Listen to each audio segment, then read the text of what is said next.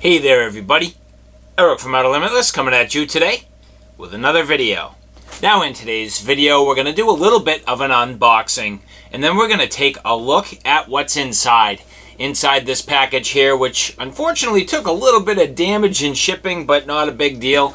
But inside this package is the Topps 20th anniversary Tex Creek. Now Topps has released a couple of special edition knives for their 20th anniversary, and the Topps Tex Creek is one of them. Now I have never had my hands on the Topps Tex Creek. I did at one point in time have the Topps Tex Creek XL, and my main issue with that knife was simply the size of the handle. Now one of my thoughts at the time was that the Topps Tex Creek XL handle would have actually been perfect for the standard size Topps Tex Creek. But today we're going to look at the 20th anniversary edition, which has pretty much a completely different handle scale altogether. Now at the time of this video, you can still kind of find these.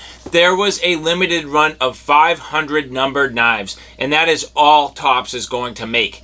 The other knife that came out was the Tom Brown Tracker, and once that had sold out, it was gone forever. So at this point, there is still ability to find this Topps Tex Creek 20th anniversary edition, but there are likely not many left. So with that, if you're interested in seeing a little bit more about what I'm about to talk about, do me a favor.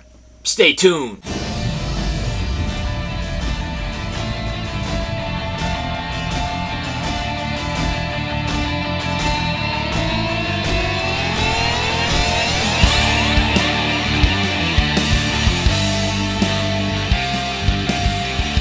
So as I mentioned, we're going to be getting into just a little bit of an unboxing. So here I have my package that came to me. Now I bought this knife at Blade Ops, and there were a number of different vendors where you could get them.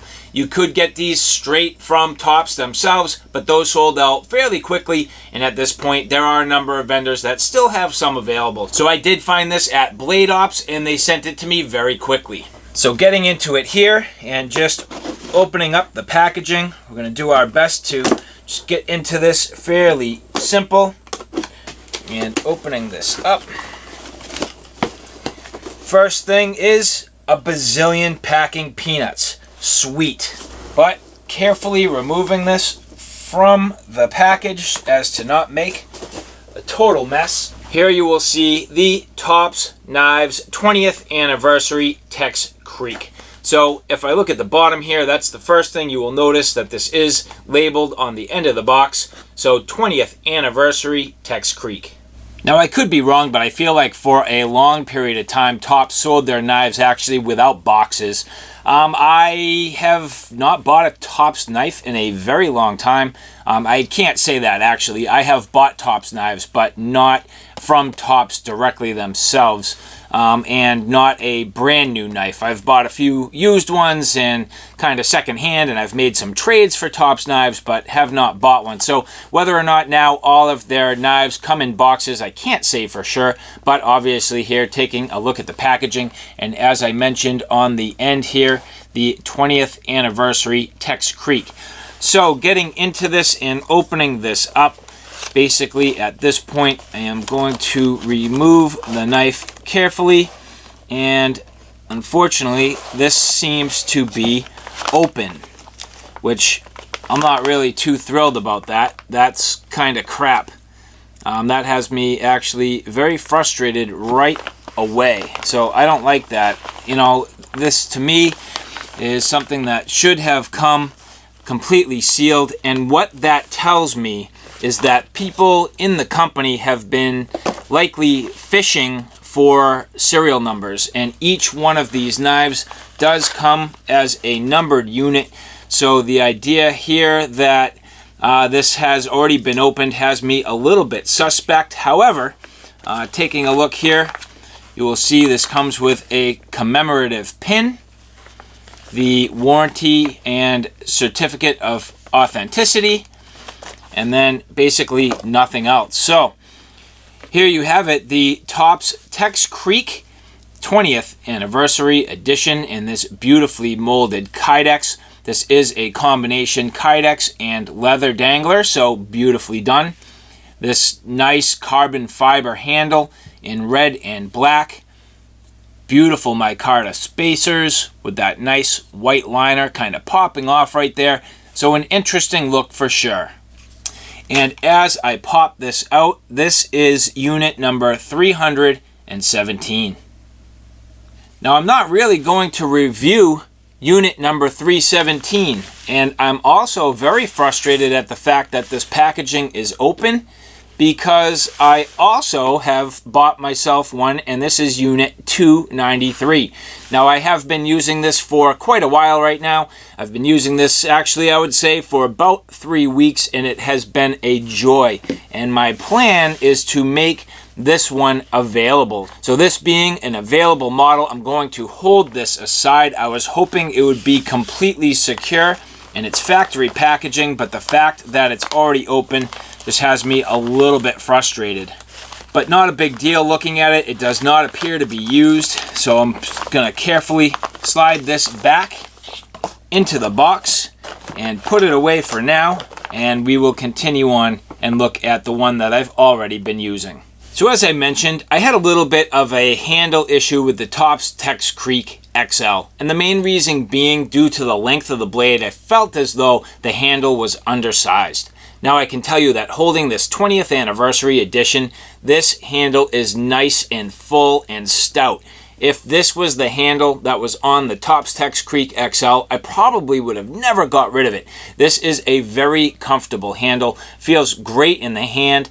I love the curves and the way everything is just nicely milled and sort of rounded off and just nicely sanded, and they did a beautiful job with this knife. Now one thing is that this carbon fiber is just a little bit, I don't know, funny looking to me. It's really cool, and don't get me wrong, that's kind of not the right word for it. It's not really funny. It's just once it's shaped like this, it doesn't really look so much like carbon fiber anymore, especially with that red and black combination. It is definitely really unique and interesting, and I very much like it. I think the handle looks wonderful overall, but it's just the fact that now it doesn't really have that much of a carbon fiber look, at least in my opinion. Now you'll see this nice stone-washed blade.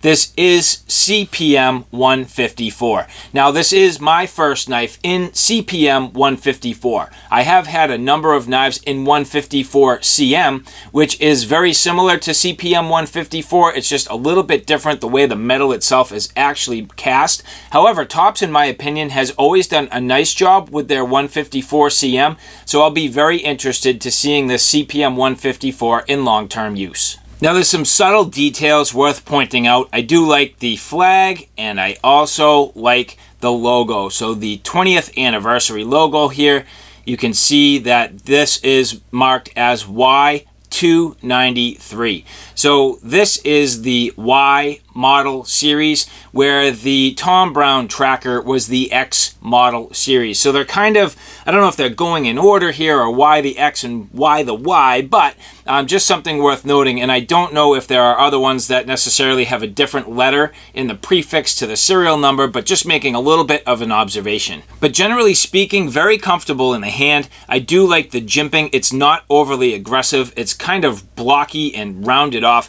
Feels great in the hand. And I can say that after using this, mostly for kitchen tasks over the past few weeks, it is a great knife for the kitchen. I very much enjoy it. It kind of strikes the balance between a reasonable sized knife for cooking, but also eating tasks. It's kind of like a super large steak knife. Just really comfortable, classy looking, feels great in the hand. I mean, there's a million uses for a knife like this, but I've greatly enjoyed it in the kitchen. And interesting, the way they chose the hardware. You'll see because of that tumbled finish on the bolts, they also went with a dulled metal look. It's not bright and shiny, but it's also not dark black. It's kind of right in the middle, where it's sort of that unpolished gray look. It very much nicely matches with the blade and that tumble finish, and also the tang of the knife. So interesting little details, very nicely done, and a nice quality, comfortable piece. Now it's my belief that the sheath system can make or break your knife experience. So having a beautiful 20th anniversary edition knife with a beautiful sheath has definitely made this a complete package. Now this Kydex comes with this very interesting leather dangler system. I do enjoy this. I think it is very well done. but like most things, tops a little bit overbuilt. If you look at the size of the D-ring, this thing is absolutely honking. And also the size of this belt loop.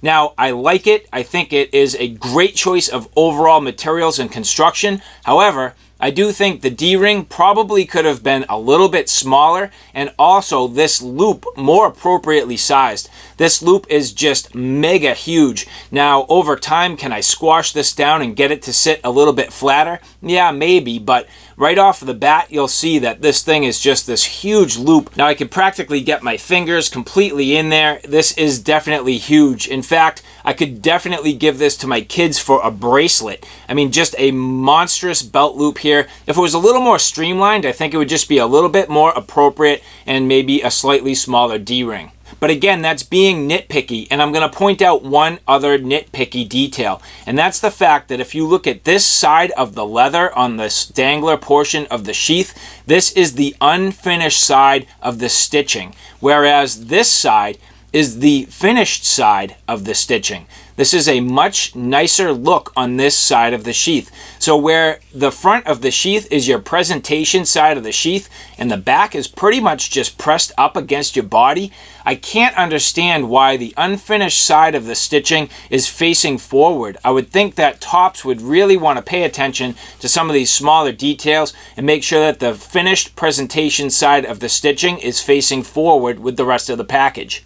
But again, that's very nitpicky. I'm just pointing that out because this is a limited edition. You pay good money for this. On Top's website, they're getting $300 for this knife. Now again, the fact that there aren't really any left at this point. However, you can get these for $200 on other sites. But still, at $200, you're paying a premium for a knife.